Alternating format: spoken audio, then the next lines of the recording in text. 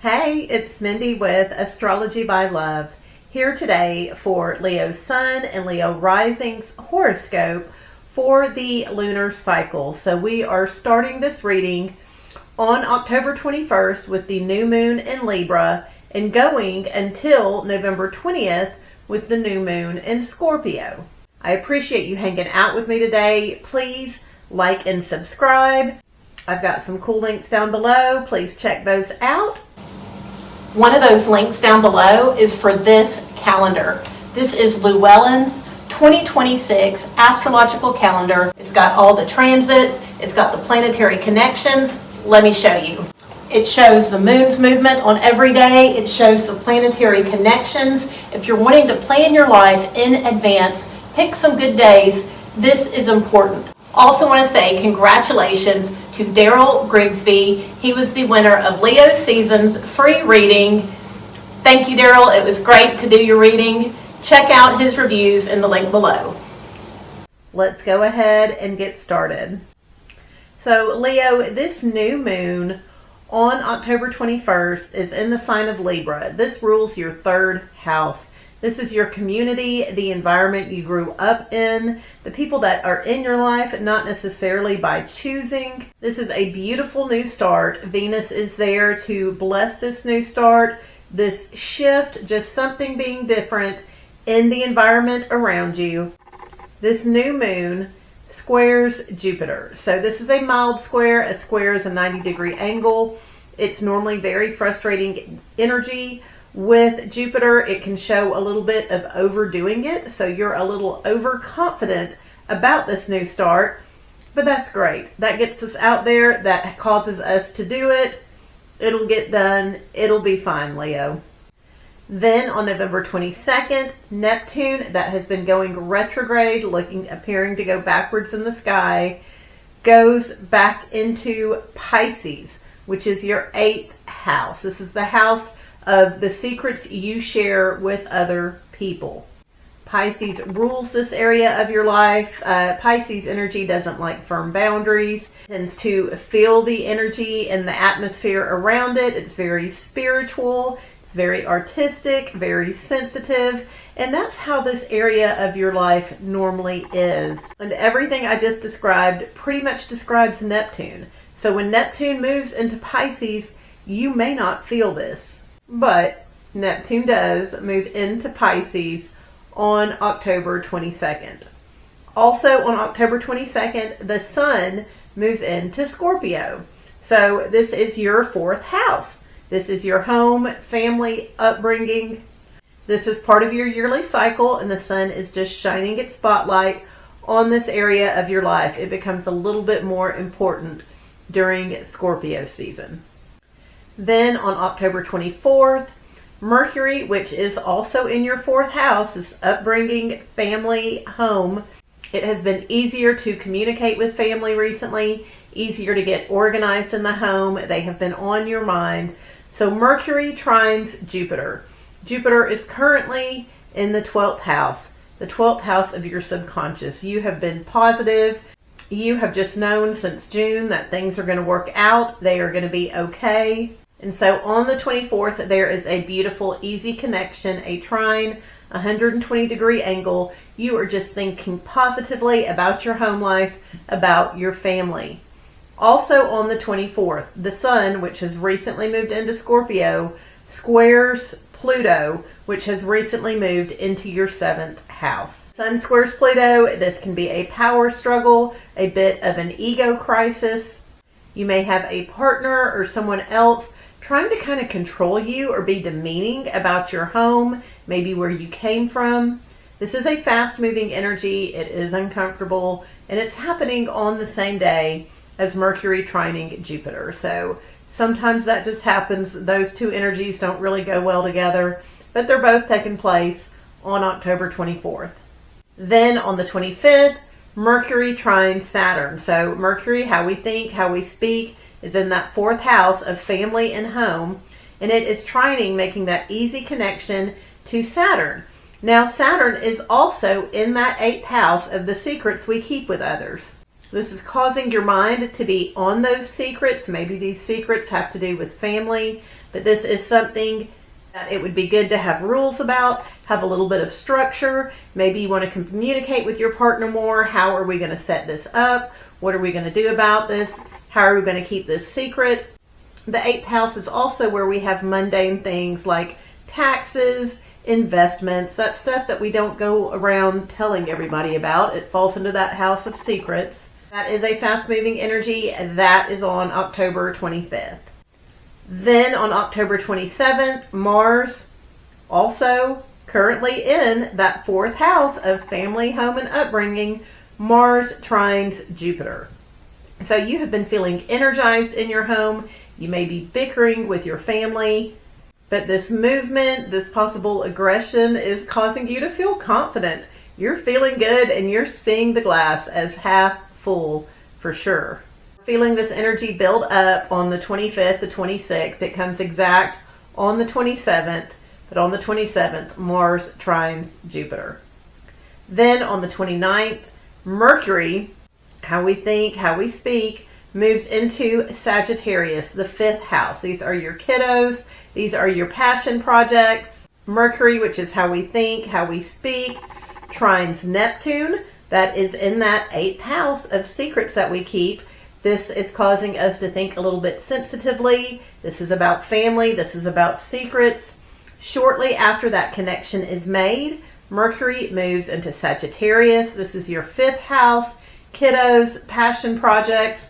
Just about as soon as Mercury moves into Sagittarius, it opposes Uranus that has recently moved into your 11th house. It opposes Uranus that is in your 11th house. These are your chosen friends, the people you network with. This could be you talking about your kiddos and your passion projects, and it just triggers some kind of surprise behavior from your friends. Maybe they don't care. Maybe they're angry about it. Maybe they just start cheering and dancing around. Who knows? But it'll be something different, something a little shocking. Also on October 29th, Mars trines Saturn. So Mars is still in that 4th house. This is family and upbringing, trining Saturn in that 8th house of secrets. So Mars trine Saturn wants us to be precise. We want things to be done just right. And this has to do with some sort of aggression or energy in the home that is motivating you to get things done just right. This could be contract energy. This could be just bickering in the home and like, okay, I am going to redo the will. I am going to go focus on the family checkbook. Someone in the home is irritating me and I am going to go write out a list of all their secrets just to hold it over their head. This is a little bit of that energy. So Mars is in the emotional sign of Scorpio. Saturn is in Pisces in that house of secrets. All this energy is going on the 29th. So it should be a pretty interesting day, Leo. So pay attention to that. Then on the 30th, Mercury sextiles Pluto. So Mercury has recently moved into that 5th house, those kiddos and passion projects. Your mind is on these things. You are communicating about them. And something about this communication around your kids and passion projects is causing the other people in your life, spouse, partners, to be a little bit controlling, to want to rearrange things. This is a fast-moving energy. That is on October 30th.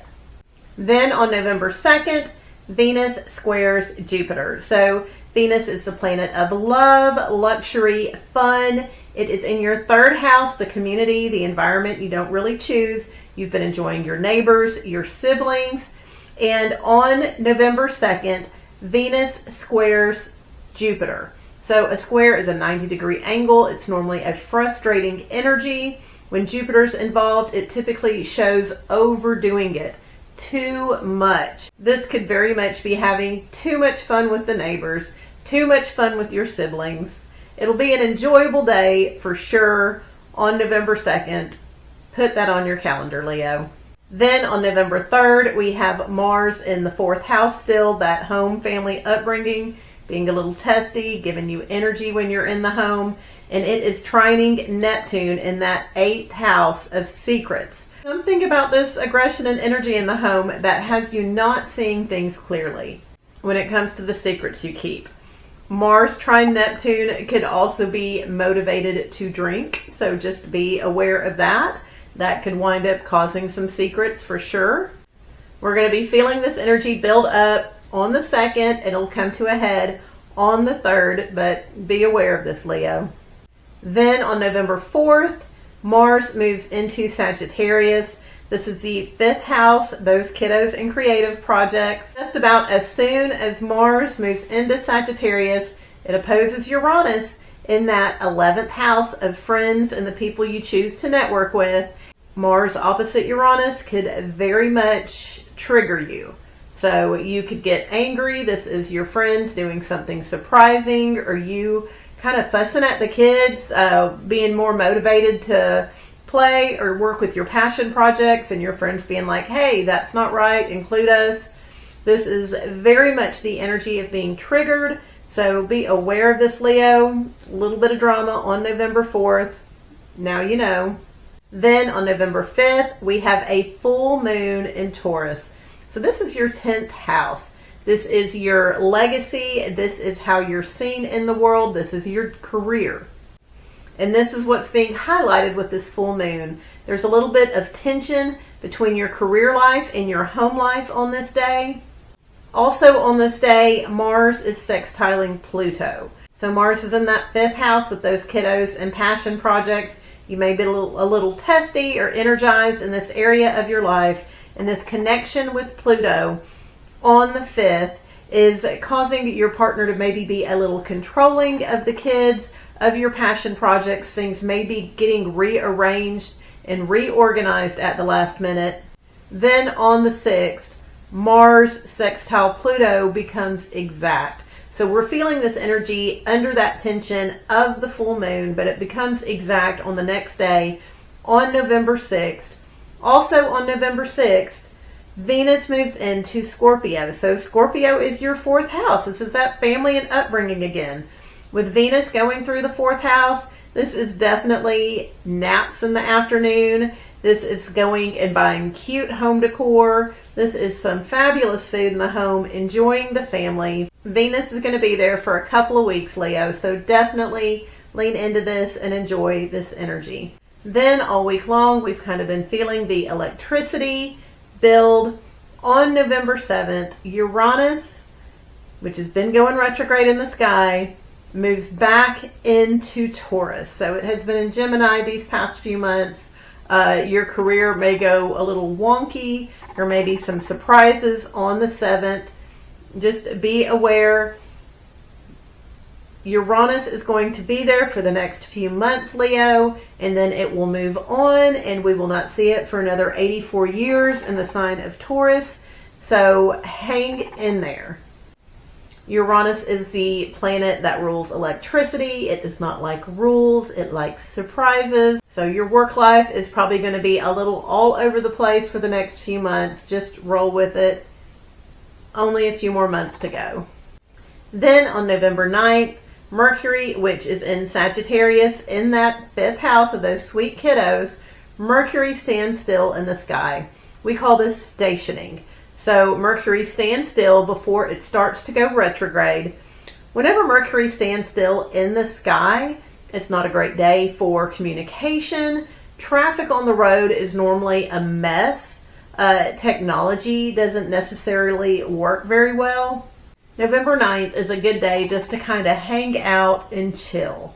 Don't try to get a lot accomplished that day. You can get back to that on the 10th when Mercury is moving again. During Mercury retrograde, it's not a good time to start new things. You can just make sure to check the fine print. Make sure you absolutely understand what's going on. Mercury retrograde is an excellent time to go back over things. It's an excellent time to remember things, to redo things, to pick up projects that you had put down, to restart. Mercury's going to be retrograde for the next few weeks, so take advantage of this energy, Leo. Then on November 11th, Jupiter stands still. Jupiter stands still, stations in order to go retrograde. So Jupiter becomes the 5th planet in the sky to go retrograde. So if you feel like not a lot is getting accomplished, you're kind of feeling sluggish, like you're held back, Well, 5 planets are in retrograde. So this is a time to definitely meditate in the morning, be more precise in what you're doing, pay attention, take your time. Jupiter is in that 12th house of the subconscious, so it is hard to see what's going on there, hard to understand it at this point. You're still feeling confident though. Jupiter is going to be retrograde for the next few months. Then on November 13th, Mercury, which is going retrograde, comes in contact with Mars. So they will be in the same degree. We call this a conjunction. When Mercury and Mars are conjunct, it is a lot easier to think mean thoughts, say aggressive words, and we don't necessarily have the filter or the ability to stop it like we normally do. With Mercury and Mars in the sign of Sagittarius, Sagittarius is ruled by Jupiter, the planet of expansion, going big or going home. So watch yourself on the 13th, because this could very much be saying mean things in a big way. This is also fast driving, so be careful on the road on the 13th. Then on November 17th, the Sun trines Saturn and Jupiter on that day. So this is in all the water signs. This is emotional stability, feeling good. This is a wholesome energy. So the Sun is in Scorpio, Saturn is in Pisces, Jupiter is in Cancer, and this is very much confidence, feeling good, and feeling stable. This is a fast-moving energy. All these planets are 120 degrees apart, creating what we call a grand trine, and this is just an easy energy flow that day. Enjoy that day, Leo. Then on the 19th, Mercury, that is retrograde, moves back into Scorpio. This is that 4th house, family, upbringing. We're remembering stuff. You're wanting to go back over what happened, why did it happen. Mercury's going to be in Scorpio for the next few weeks, so take advantage of this energy. Communicate with family, get the home organized, reorganized, clean out those closets, Leo. Then that brings us to the end of this lunar cycle, and on November 20th, we have another new moon in the sign of Scorpio. So this new moon is interesting. It is happening during a Mercury cazimi. So a Mercury cazimi is when Mercury lines up with the heart of the sun, and the divine sprinkles beautiful ideas around the planet. This is a new moon of clarity, of understanding, of brilliant ideas. Also on the 20th, Uranus sextiles Neptune. So Uranus is going through that 10th house of career. Neptune's in that 8th house, those secrets that you keep. You've been a little confused about the secrets lately with Neptune going in there. And something about chaos at work is causing an understanding of the secrets. Maybe a secret is being revealed, but all that energy is taking place on November 20th. So I appreciate you hanging out with me today, Leo. Please like and subscribe. Check out those links down below, and I will see you again soon.